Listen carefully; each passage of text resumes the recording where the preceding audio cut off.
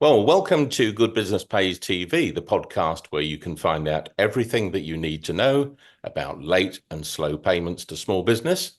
This is one of a series of discussions we're having with QuickBooks customers. And today I'm lucky to be joined by Sarah Griffin, who runs Flyte Creative Media. So, Sarah, welcome to the podcast, and start by telling us about your business. How did you get started, and a bit about your client base, please? Thanks, Terry. Well, great to be here and always great to chat about business. So I run a video production company. We're a small business. There's two of us. We're a husband and wife team. So my husband Jamie started the business about 16 or 17 years ago.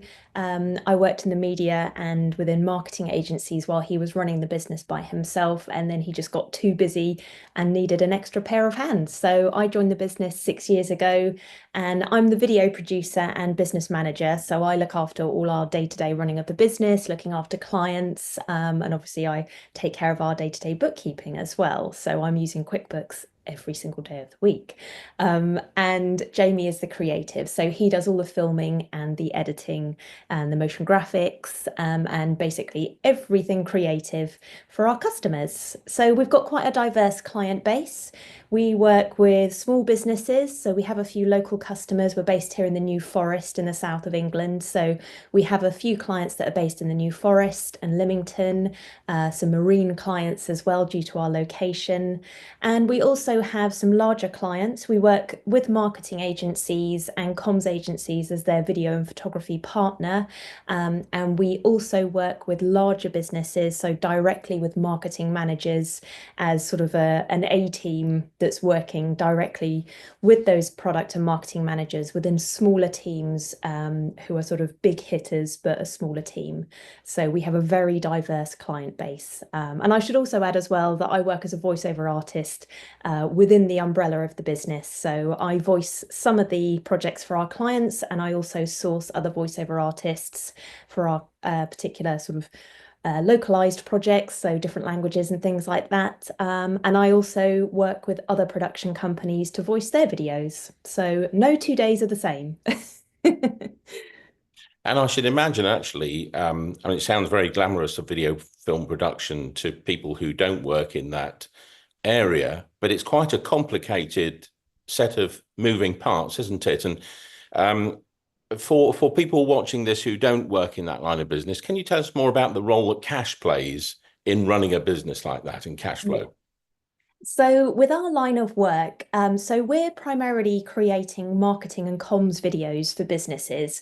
So we do lots of corporate video production. So we're not working on the same scale as film production, for example, but we still need a really, really good set of cameras, lenses, lighting.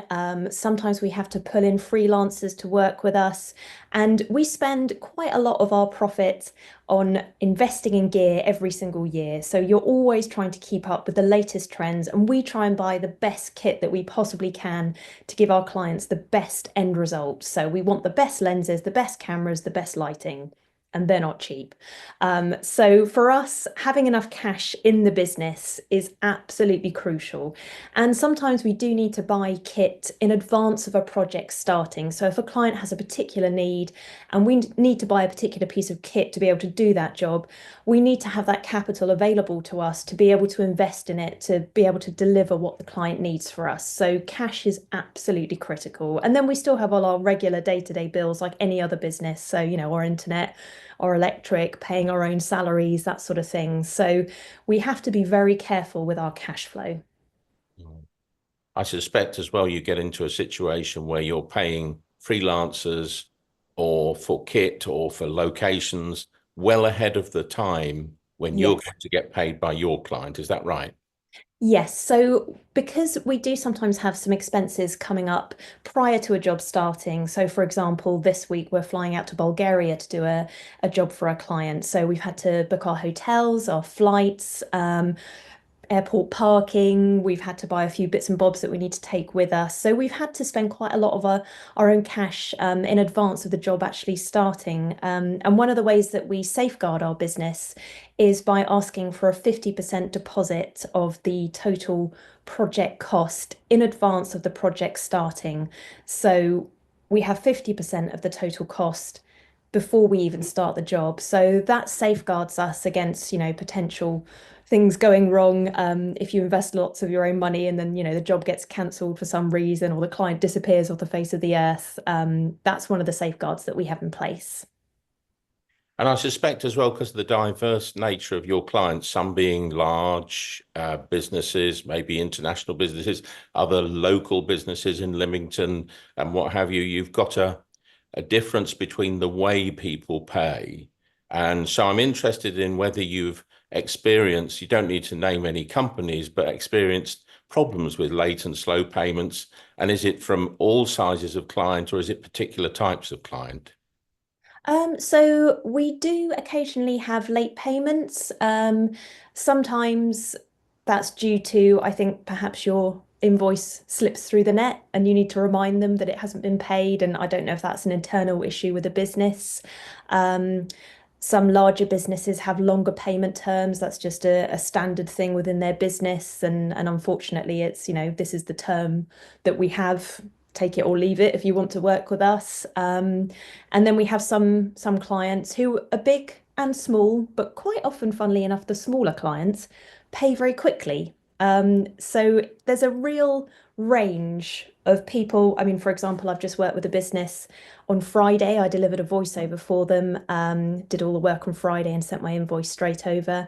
And they've just settled the payment this afternoon. And that was a very, very easy. I mean, it was a superb way for them to manage it. They have a online portal where you upload your invoice to. They provide you with a purchase order number before you complete the job. So you make sure your invoice has got everything on that's needed in order for the payment to be processed. You upload it to their portal. They confirm that they've received it and they're processing it. And then you get an email from one of their finance team with confirmation in a slip that they've made the payment and they do a backs payment. So it's instantaneous. I mean, it's the dream, to be honest. Yeah, well, that's something that everybody can learn from. That you're very well organized, clearly, in terms of getting the invoice in and getting all the details right. It's something that's so important. A lot of smaller Mm. businesses forget to get some of those details right, and unfortunately, that sometimes slips something, something Mm. slips up in the system.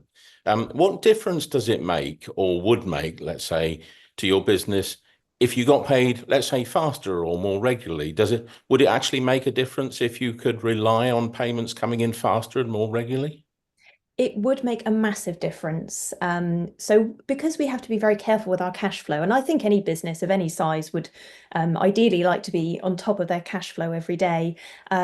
We plot into an Excel spreadsheet all the bills that we have coming out and all the invoices, payments that we have coming in. So if a payment doesn't come in on the date we're expecting it to come in, and then we've got multiple bills coming out just after that payment, if the payment hasn't been made, then we might have to dip into our savings and move money across in order to be able to pay those bills. So late payments do have that run-on effect that we might then have to move money around. I might have to spend some time chasing up a payment, and also just the worry of thinking, oh, we haven't been paid by this client. What's happened? Is there some other issue? You need to check that the business is still solvent. Your mind sort of wanders sometimes if it's a late payment, particularly if it's for a larger amount of money that you're really counting on as a small business. And also if you've paid out expenses out of your own pocket and you're waiting for those to be reimbursed, it can actually be quite stressful. So yeah, we really appreciate it when we do get those payments either made on time or early. And I'd like to add as well that we have a standard 50% upfront before we start the job. And we do ask the client to pay. So we always say, so they've got a bit of skin in the game, they're invested in the project as well, and they've paid their 50% upfront. And we know that they're serious. We're going to work together and it's going to be great. And then the second invoice, when everything's finished, completed, the project's all done and dusted, and the client's happy, our second invoice is on 30 days. So that can be quite a long time after you've started the job initially. So if they're going beyond that 30-day term, that means that payments are getting later and later and later when you completed the job, maybe 2 months prior. So yeah, it can have quite a negative impact, particularly on a small business, I would say. Yeah, so I think you've got a lot of good experience. Clearly, we're dealing with different sizes of companies and complexity. Some companies, small businesses that I talk to, not so much in the creative sector, but other sectors like food production and what have you, they're really cautious about actually starting to build partnerships with big companies because they fear almost being put out of business because of the payment problems that they might get. They won't be able to negotiate 50% in advance because it's a different sector. But I just wondered if you had any advice for other small businesses that might get approached by a large organization saying, we'd love to scale up your product, and they're cautious about moving forward with a big company. Any tips for them in terms of what to think about or how to deal with that challenge? I would say always protect yourself or try to protect yourself by having savings, by having available capital if you don't get the payment when it's expected. And I would say as well, if you can, try not to put all your eggs in one basket. So have a mixture of clients that you have, the ones that you know are reliable and they pay on time and you can count on them to help your business moving forward, in amongst the mix of those clients that are maybe on a longer payment term or are slightly risky if you're worried that they are going to be late. And have in your terms and conditions as well what it is that you would plan to do if they are late on payment, and know your rights as to what you can charge them on top of the payment. So, if the law's changed, I don't know if it has, but I think it's 15% that you can add on if they're late. So know what the law is and know if you can charge anything extra. And don't be afraid to pick up the phone and speak to somebody in their finance department to chase a payment as well. Quite often, if you speak to a person rather than sending an email, you can get a better result. So yeah, don't have your eggs in one basket and try and have some savings to protect yourself if you can. Excellent. And finally, how do people find Flyte Creative Media? How would they find your website or what have you? Okay, so our website is flytecreativemedia.co.uk. And I mean, we're really lucky that we have lots of clients that recommend us to other clients, and that's how we've grown our business. But you can definitely find us on our website. Loads of information about us there. You can watch our video show reel as well, and you can see all our photography. And yeah, so take a look at the website. Well, terrific experience. Thanks for sharing it, and terrific advice for other small businesses as well. Sarah Griffin, thank you very much for joining us today. Thanks, Terry.